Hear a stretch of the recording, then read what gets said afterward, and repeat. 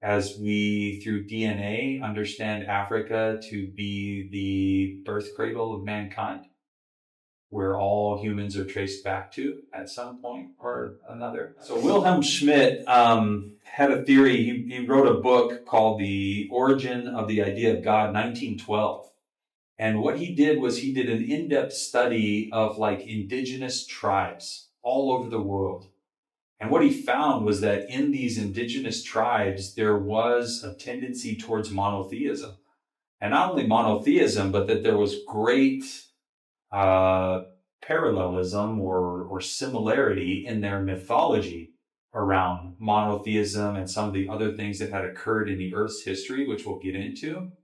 But I find it interesting, that after studying that, he was able to essentially find these different camps of people that were isolated all around the world that had a similar belief structure. So what I did here was just went in and more or less listed off, I think maybe 7 or 8 different societies or tribes that he had observed and how they all had some form of monotheistic belief at their genesis, which is super interesting to me.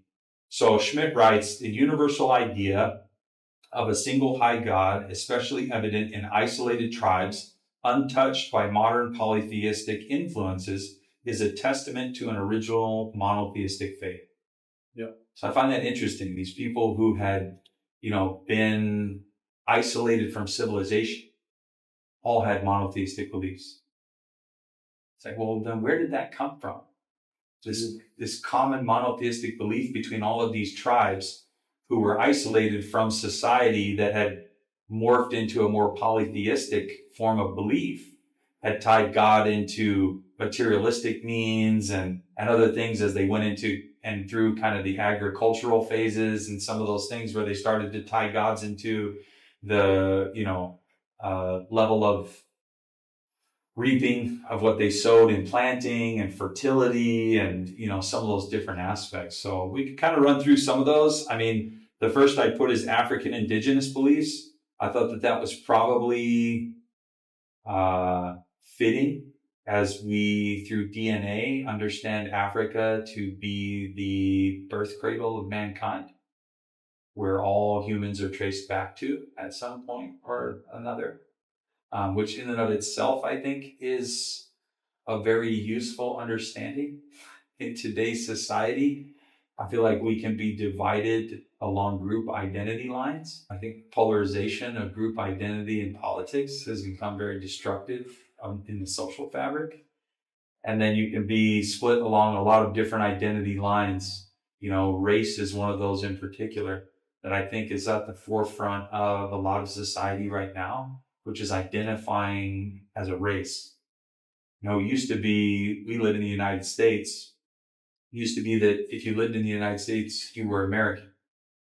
And now you'll hear the term African American, Indian American, Mexican American, Native American.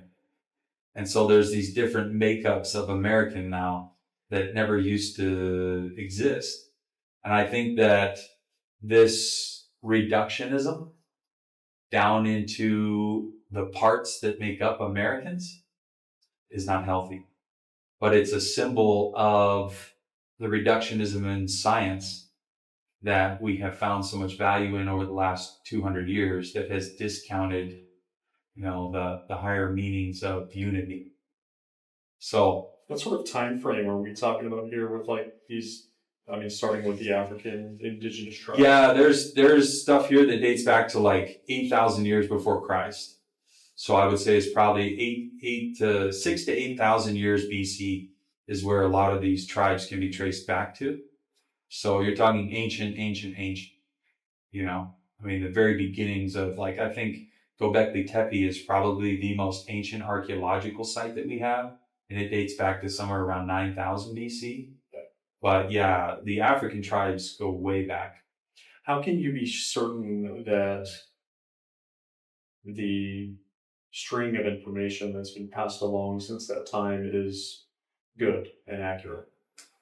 Yeah, that's a great question. So, interpretation of a lot of different aspects is what allows us to come to a cohesive conclusion. So, it's similar to the way like the scientific method functions, in which you have a hypothesis and then you support that hypothesis with facts underneath of it.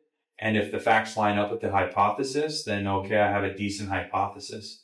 If the facts don't line up with that hypothesis, then that's probably not the correct answer. Yeah. So it's a combination of a lot of different aspects. You know, it's archaeological, it's anthropology, it's right. But there are archaeological findings that are 6,000 years old that ascribe to this. There are ancient writings that we have found that have been passed down. There are oral traditions, which I think a lot of times when people think of oral tradition, they think of the game telephone and how skewed that game can get. Yeah. But, you know, traditionally in religious context, oral tradition was treated, I mean, with just an insane level of detail and respect. And so what they did is in these oral traditions, it's not like in Western oral tradition where when we say something, we want it to be conveyed verbatim back to us. But in ancient oral tradition, a lot of times what they had is they might have, say, 6 pillars in a story.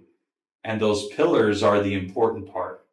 How the story transitions between those pillars is fluid. But it's the main aspects that are in that story that are important, which we'll get into as we look at through mythology, these pillars of common identity that exist in all mythology. The stories are all different, but the common pillars exist through all of them. And that's how ancient, you know, oral tradition was done. It was done by, hey, these are the points that cannot be missed. The rest that you fill in, not so important.